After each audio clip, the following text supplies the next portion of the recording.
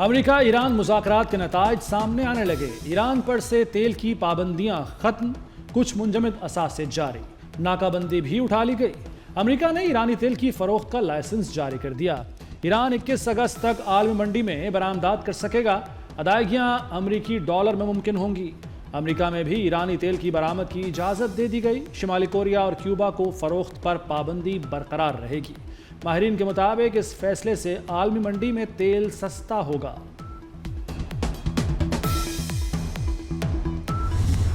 ایران امریکہ کے درمیان تکنیکی سطح کے مذاکرات شروع ہو گئے۔ امریکی نائب صدر جے ڈی وینس کا اعلان، کہا ایران سے مذاکرات میں اچھی پیش رفت ہوئی، تکنیکی ٹیمیں اب اگلے مرحلے پر کام کریں گی۔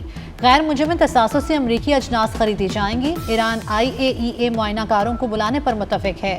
جوہری معائنہ کاروں کی تعیناتی اسی ہفتے متوقع ہے۔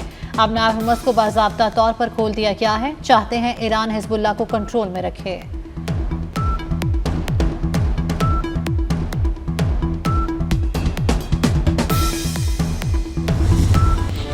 ایرانی وزیر خارجہ عباس عراقچی کا پاکستان اور قطر کو خراج تحسین، کہتے ہیں ایران کو کچھ منجمد اثاثے جاری کر دیے گئے، تیل اور پیٹروکیمیکل کی برآمدات پر پابندیاں ختم، ناکہ بندی اٹھا لی گئی، حزب اللہ کے خلاف کارروائی نہیں ہوگی۔ ترجمان ایرانی وزارت خارجہ اسماعیل بقائی نے کہا کہ اسلام آباد مفاہمتی یادداشت کا مؤثر نفاذ ہوگا، تکنیکی ٹیمیں اپنا کام جاری رکھیں گی۔ ایران امریکہ مذاکرات پر پاکستان اور قطر کا مشترکہ اعلامیہ، حتمی معاہدے کے لیے 60 روزہ روڈ میپ منظور۔ اب نائب حرمز میں آمد و رفت کے لیے رابطہ لائن قائم، تکنیکی مذاکرات برگن اسٹاک میں جاری رہیں گے۔ تجارتی جہازوں کی آمد و رفت کے لیے رابطہ لائن قائم۔ لبنان سیز فائر پر عمل کے لیے سیل بنانے پر اتفاق، ڈی کنفلکشن سیل میں 40 ممالک شامل ہوں گے۔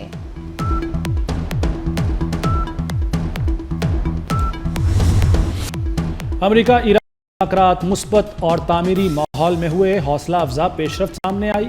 اعلیٰ سطح کمیٹی کا پہلا اجلاس کامیابی سے ختم ہوا۔ وزیر اعظم شہباز شریف کا ایکس پر پیغام، کہا پاکستان پرامن اور دیرپا حل چاہتا ہے، مکالمہ اور سفارتکاری میں کردار جاری رکھیں گے۔ وزیر اعظم کا فیلڈ مارشل کو خصوصی خراج تحسین، کہا سید عاصم منیر کی لگن، عزم اور ثابت قدمی قابل ستائش ہے۔ وزیر اعظم نے وزیر داخلہ محسن نقوی کی خدمات کو بھی سراہا۔ اسلام آباد سے تہران اور واشنگٹن تک پل کا کردار، وزیر داخلہ محسن نقوی کی خاموش سفارتکاری اور رابطوں کی بے مثال زنجیر نے امریکہ اور ایران کو ایک پیج پر لا کھڑا کیا۔ محسن نقوی نے عالمی امن کے محاذ پر کامیابی کے جھنڈے گاڑ دیے۔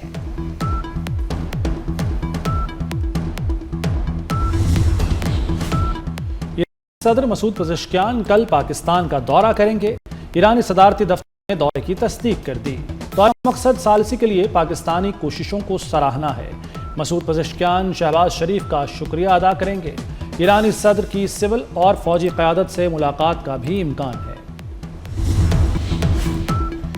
قطری وزیر اعظم شیخ محمد بن عبد الرحمان کا پاکستان کو خراج تحسین، ایران امریکہ ڈیل کے لیے پاکستان کی کوششوں کو سراہا۔ قطری وزیر اعظم نے خطے کے دیگر ملکوں کی بھی تعریف کی، کہا مفاہمتی یادداشت جنگ کے خاتمے کی بنیاد ہے، مذاکرات اور علاقائی سلامتی امور پر پیش رفت ممکن قرار دی گئی۔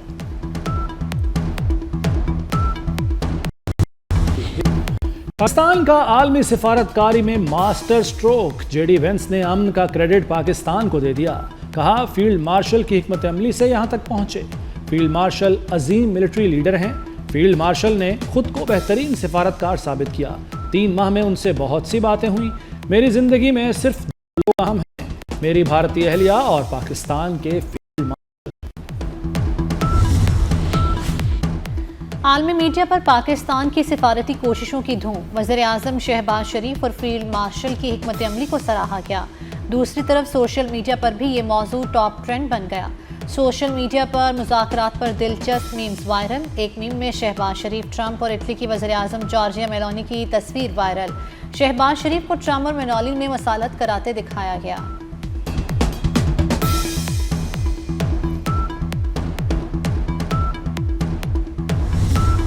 برطانیہ میں سیاسی بحران، وزیر اعظم کیئر سٹارمر مستعفی، لیبر پارٹی کی قیادت بھی چھوڑ دی۔ کیئر سٹارمر مستعفی ہونے والے برطانیہ کے 7ویں وزیر اعظم بن گئے۔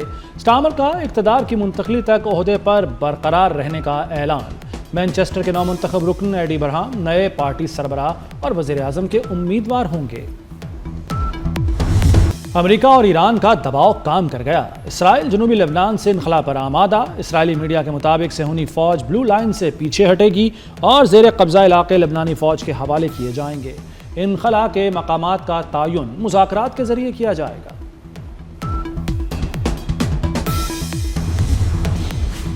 امریکی صدر ٹرمپ کی نیٹو اور اٹلی پر سخت تنقید۔ کہا امریکہ نے اتحادیوں کے دفاع پر کھربوں ڈالر خرچ کیے لیکن نیٹو اور اٹلی نے مشکل وقت میں ساتھ نہیں دیا۔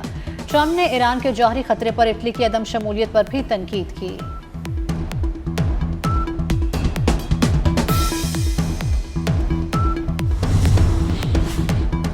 چین نے 10 امریکی فوجی کمپنیوں پر پابندی عائد کر دی۔ چینی وزارت تجارت کے مطابق امریکی فوجی کمپنیوں کو فوجی اور غیر فوجی استعمال کے سامان کی ترسیل روک دی گئی۔ فیصلہ چین کی قومی سلامتی کے تحفظ کے پیش نظر کیا گیا۔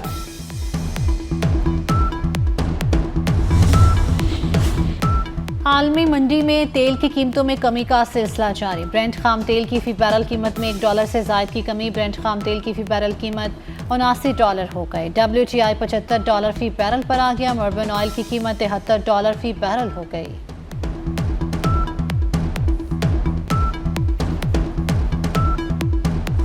سیاسی دوریاں کم ہونے لگیں، مذاکرات کی راہ ہموار۔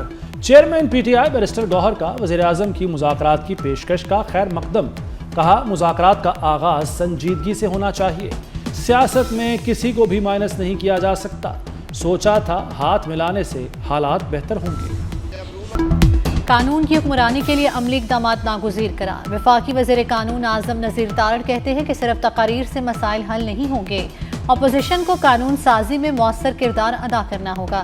عدالتی فیصلوں اور سزاؤں میں حکومت کا کوئی عمل دخل نہیں ہوتا۔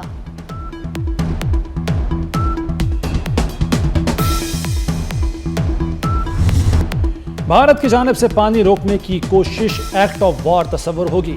وفاقی وزیر رانا تنویر نے دشمن پر واضح کر دیا۔ کہا حکومت نے زرعی شعبے میں اہم اقدامات کیے ہیں۔ فوڈ سپلائی اور قیمتیں مستحکم رکھی گئیں۔ پنجاب میں کسانوں کے لیے ٹریکٹر سبسڈی، فری ٹریکٹرز، کسان کارڈ اور قرض اسکیمیں جاری ہیں۔ سندھ میں بھی اربوں روپے کی سبسڈی دی گئی ہے۔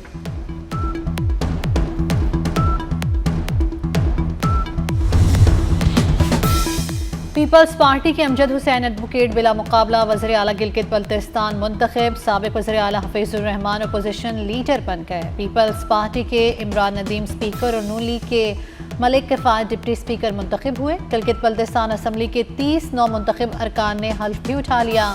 پیپلز پارٹی 13 نشستوں کے ساتھ سب سے بڑی جماعت بن گئی۔ نون لیگ 9 نشستوں کے ساتھ دوسری، جبکہ استحکام پاکستان پارٹی 6 نشستوں کے ساتھ تیسرے نمبر پر رہی۔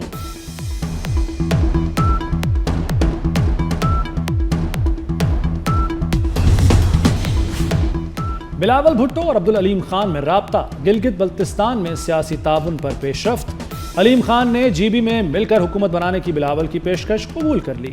اون چودھری کے مطابق استحکام پاکستان پارٹی صوبائی کابینہ کا حصہ بنے گی۔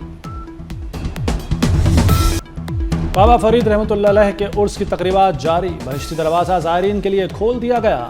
پاک پتن میں عرس کے موقع پر سیکیورٹی کے سخت انتظامات کیے گئے ہیں۔